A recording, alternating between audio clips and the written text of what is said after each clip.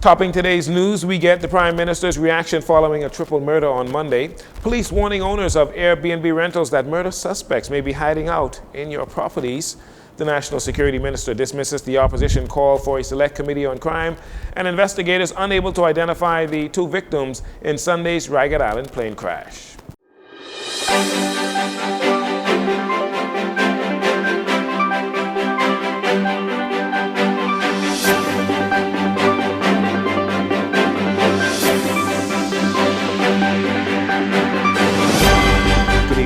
I'm Jcn Saunders. This is your JCN Evening News. It's a pleasure to have you join us.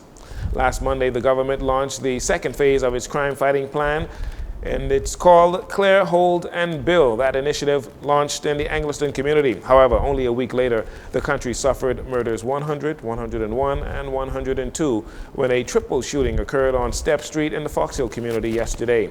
Today, Prime Minister Philip Davis shared his thoughts on this most recent brazen daylight murder. They're worrisome, and it's very challenging when we're dealing with what we call retaliatory incidents. And these are the preliminary results of what the police are indicating is that these are retaliatory killings. And whenever it's retaliatory, it's very challenging to prevent. Saturation patrol is out there. A number of these areas and persons are being disrupted, but yet still they find a way to exact what they want to, and it's very troubling. And the time has come for us to find ways and means of resetting the minds of our young people. Prime Minister Davis says the crime-fighting efforts will continue. He is confident the strategy will have a positive impact as they move throughout various communities here in the capital. We continue to fight. Our clear hold has started. We're now in Angliston, in those areas, and we're moving into other areas very shortly. But again, we're doing our best, and it's just that there's some things very difficult to prevent. The Clear, Hold, and Build anti-crime initiative is the second phase of the government strategy to address crime that's been wreaking havoc in our communities. More from the triple murder that took place on Step Street in Fox Hill on Monday afternoon. Police believe many of the suspects committing murder are individuals who are on bail for murder and other serious crimes and reoffending. Additionally, he noted that the police are searching for a number of individuals who are wanted for questioning in connection to recent murders, but they have not been able to locate these individuals despite the small size of the island. In addition to receiving help from friends and family members, the Commissioner of Police, Clayton Fernanda, believes that some of these individuals may be using Airbnb rentals to hide from the police. He had this message for owners of Airbnbs. I also want to send a warning out to property owners who are using their homes for Airbnb. And we believe, and you will see in recent time, we send a number of wanted posters out. Individuals we are looking to question on a number of recent matters. We know where they live. We have already checked on numerous occasions. So they are not staying at home. We know they are still here in this country.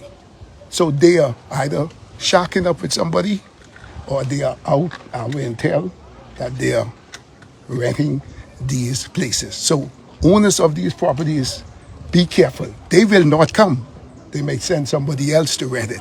But you have to pay attention to that because you will find individuals hiding out in these areas. And when they want to come out, they come out and commit their crime and go back. And we believe there are plenty gated communities here. Just last week, the Criminal Investigation Department released a list of 9 individuals wanted for murders or questioning in relation to murder. And as far as Love 97 JCN is aware, they haven't found any of them.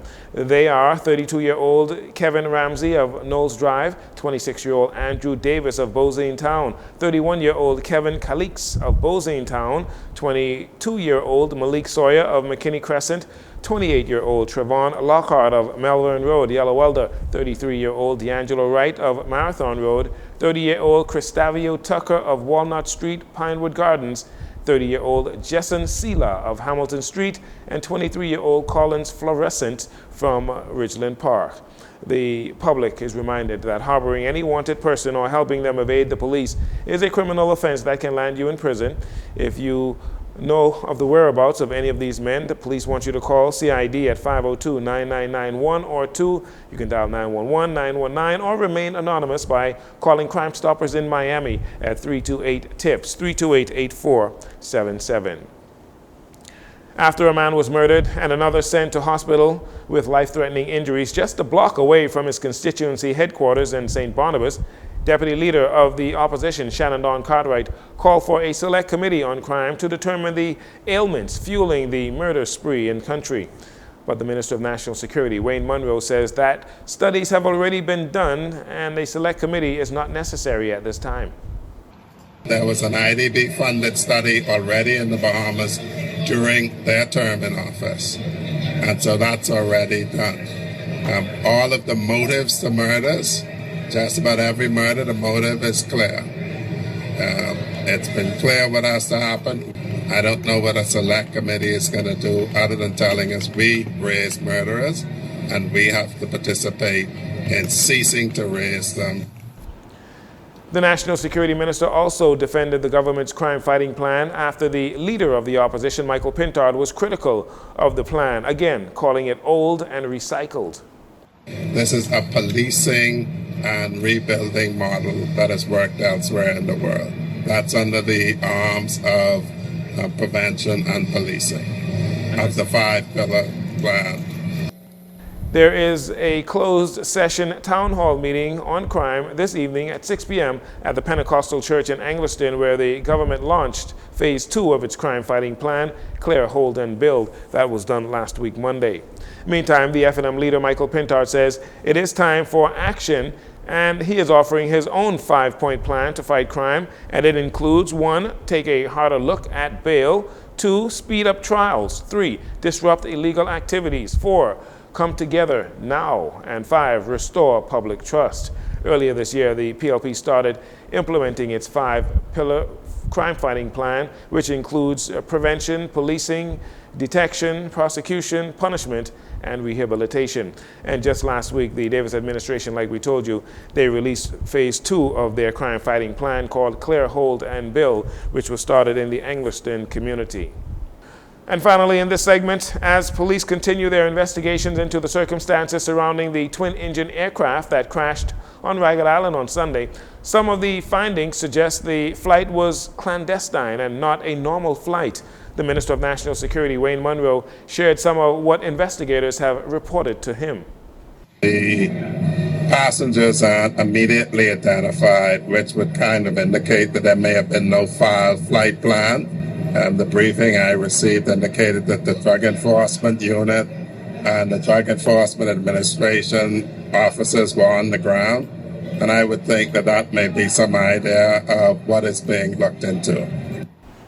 Initial reports indicate that shortly before sunrise at 5 a.m., police on Ragged Island were notified of the crash east of the Duncantown Airport. It is unconfirmed if runway lights would be operational at that time at the Ragged Island Airport. When police arrived on scene, they met the aircraft engulfed in flames and totally destroyed, with the charred remains of 2 people amidst the debris. Investigations continue as they try to identify those victims.